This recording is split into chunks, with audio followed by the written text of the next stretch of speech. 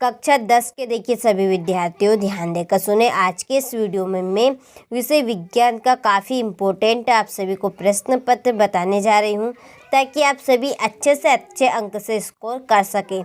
तो चलिए बिना टाइम वेस्ट किए वीडियो को स्टार्ट करते हैं और प्रश्नों को हम अच्छे से समझते हैं। तो पहला प्रश्न है, सही विकल्प चुनकर लिखिए। इसका पहला प्रश्न रहेगा, खाद्य पदार्थों का कार्बन डाइऑक्साइड और पानी में टूटना किस प्रकार की अभिक्रिया है? तो यहाँ अभिक्रिया है ऊष्माशोषी अभिक्रिया।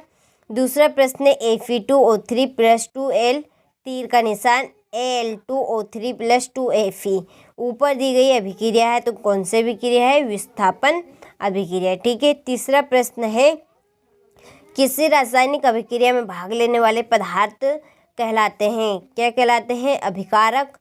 चौथा प्रश्न है, H2 का योग और O2 का ह्रास कहलाता है, क्या कहलाता है? अपचयन अभिक्रिया।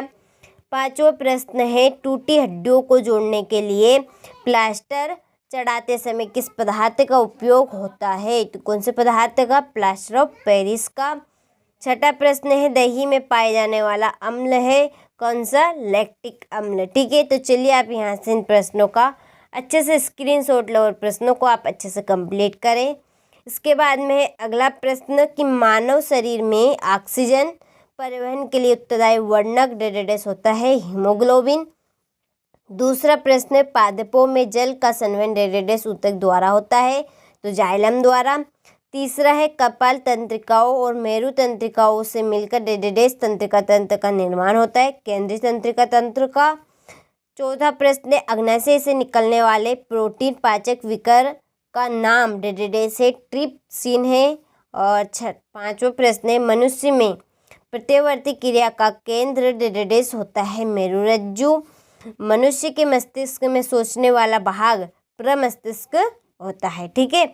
चलिए हमने यहाँ पर 31 स्थान कंप्लीट कर लिए हैं। आप अच्छे से स्क्रीनशॉट लो और अच्छे से कंप्लीट करें। देखिए मैंने इसलिए फिल करे ताकि आप सभी का ज़्यादा समय बर्बाद ना हो, कम समय में मैं आपको पूरे प्रश्न अच्छे से बता सकूं। चलिए तो क्वेश्चन नंबर 3 की ओर आगे बढ़ते हैं। चांदी के आभूषण पर काली परत किसकी जो होती है? तो सिल्वर सल्फाइड की होती है।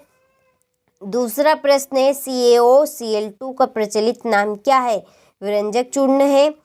किस धमनी में विऑक्सीजनीकृत रुधिर प्रवाहित होता है? महाधमनी में। मानव सृजन तंत्र की कार्यात्मक इकाई क्या है? नेफ्रॉन।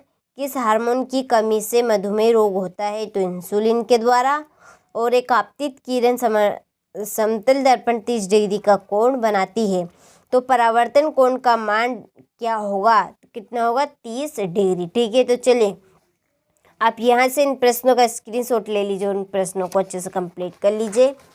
अगला प्रश्न है क्वेश्चन नंबर 4, सही जोड़ी बनाकर लिखिए। तो चलिए मैंने यहाँ पे सही जोड़ी के नंबर डाल दिए हैं, आपको किसी भी प्रकार की प्रॉब्लम नहीं आएगी। तो स्क्रीनशॉट लो और अच्छे से आप कंप्लीट करें। इसके बाद में हमारा अगला प्रश्न है, सत्य असत्य लिखिए। ठीक है। मनुष्य एक मांसाहारी जीव है, तो ये असत्य बात है। दूसरा है, सोडियम एक अति क्रियाशील धातु है, तो ये सत्य है। तीसरा, सल्फ्यूरिक अम्ल का तनुकरण ऊष्माशोषी अभिक्रिया है, असत्य है।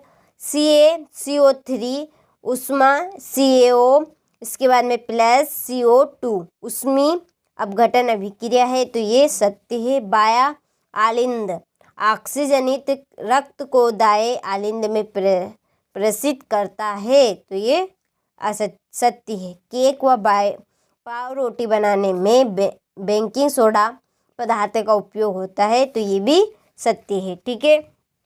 चलिए तो आप यहाँ से इन प्रश्नों का स्क्रीनशॉट ले लीजिए और उन प्रश्नों को आप अच्छे से कंप्लीट कर लीजिए। इसके बाद में क्वेश्चन नंबर 6, श्वसन को ऊष्माक्षेपी अभिक्रिया क्यों कहते हैं? किसी रासायनिक अभिक्रिया की पहचान के 2 लक्षण लिखिए। निम्न के सूत्र लिखिए, प्लास्टर ऑफ पेरिस और बुझा हुआ चूना का। क्षार एवं अम्ल में 2 अंतर लिखिए। पौधों में प्रकाश संश्लेषण प्रक्रिया कहाँ संपन्न होती है? प्रकाश संश्लेषण का रासायनिक समीकरण भी लिखिए।